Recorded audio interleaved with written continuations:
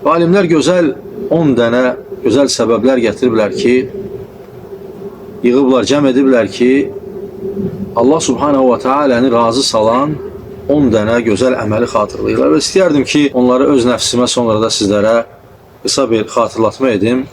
Buyururlar ki, ilk öncə hirsu alə ədai salavatil xams fi vaxtiha. 5 namazı vaxtında qılmaq. Möhtərəm qardaşlar, namaz dinimizin ən əsas sütunudur. Necə ki, İslamın 5 şərtində gəlir ki, buniyəl İslamu alə xamsin. İslam dini 5 şey üzərində, 5 sütun üzərində bina olub. Onların da birincisi namazdır, kəlmə-i şəhadətdən sonra.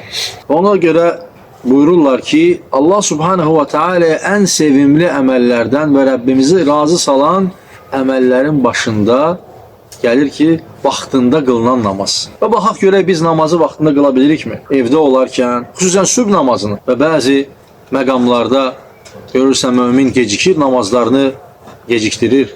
Ancaq əfzəl olan odur ki, Rəbbimizin razılığını qazanmaq üçün namazı vaxtında qılmalıyıq. Sonra ikincisi, əl-istiğfar, daimi istiğfar etmək.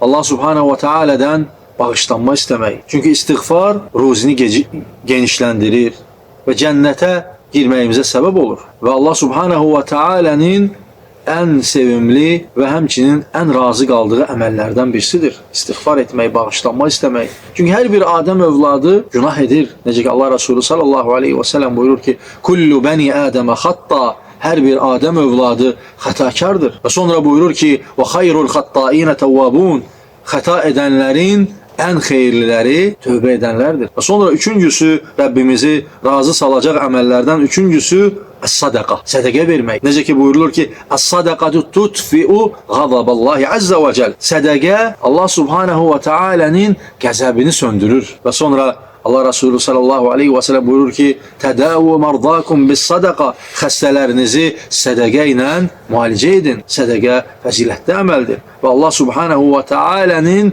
razı qaldığı və sevdiyi bir əməldir.